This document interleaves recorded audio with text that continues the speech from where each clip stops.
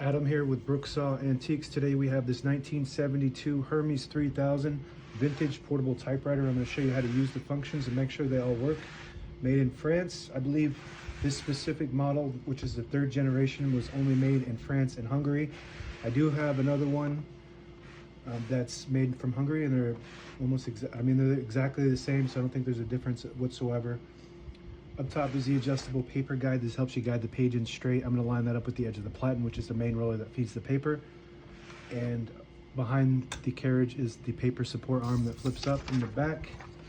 And the paper feeds directly through the paper bale because it's so smooth. Most typewriters, you got to lift that up and get it out of the way. It's got two adjustable rollers and a scale, and it has the margins in red. So where you see the red end, that's where that margin is. And if you want to change it, you can. So I want it all the way on the edge. So I'm going to hold the carriage release, and below that carriage release is your margin lever. So you push them at the same time, and then you go to where you want it and then let it go. So now I'm on the very edge.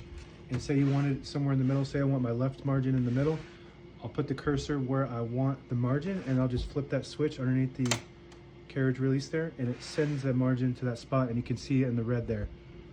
I'll do a close-up just so you can see. The red is the margin where it ends, and the black is just where the typing clearance is. So I'm going to move that back to the edge by holding the carriage release, holding the margin release. And the carriage release is right here, but you don't need it when you're doing the left one. So I'm just going to push the carriage close to that edge and let go. Now we can type, test those margins. They look good.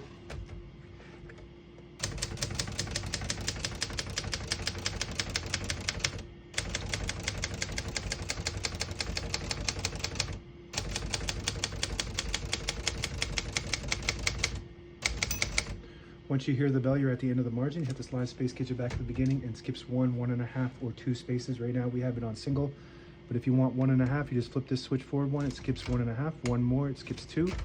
We're going to keep that on single for now and finish typing. As you can see, all the keys type nice and none of them skip or stick. I'll type a sentence in red on the next line. I switch from black to red. There's a switch on the right here.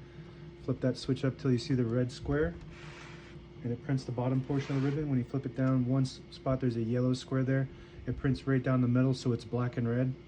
And you push it down one more, it prints the top portion of the ribbon, which is black. Push it down another one. It doesn't print any ink at all. It just leaves a stencil for copying purposes. So we're gonna move that up for red.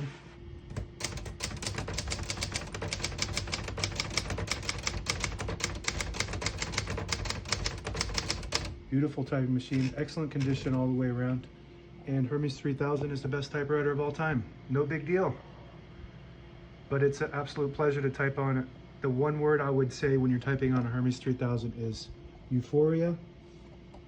It just feels like so smooth and like you're typing on a cloud. And this style, I really love it. It's got the, it looks like an electronic computer of the 70s or the 80s. It's got that boxy style, third generation. All hard plastic, so it's a little bit lighter weight than the other Hermes 3000s. The exact same typewriter inside the shell as your other earlier Hermes 3000s.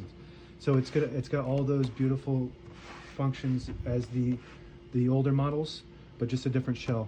And I really like this shell. I know a lot of people probably aren't fans of it, but something about it, it's just like that retro style to me. Like, look at that on a desk, it just looks beautiful to me.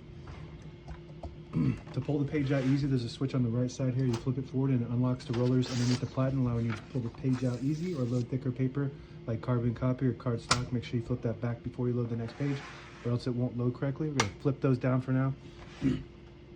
Shift on each side and a shift lock on the left. To clear that, hit the shift button again. Backspace on the left side, works great.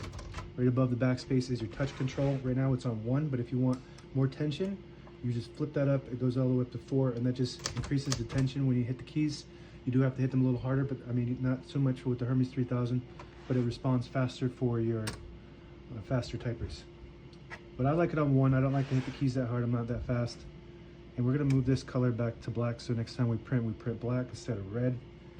Your tabs are up top here. Right now we have them on 10 So you hit the tab button, it'll stop at all your set tabs. I have them on 10 space intervals, and I'm just gonna go ahead and clear them all by hitting all clear right there like that. And now it just goes all the way to the end. And as you can see, it kind of has a little bit of speed on that. So I like to always set one somewhere in the middle, so that way when you hit the tab button, it doesn't go slamming all the way to the end, causing wear and tear on your typewriter. To clear that specific tab, you just hit the tab clear button.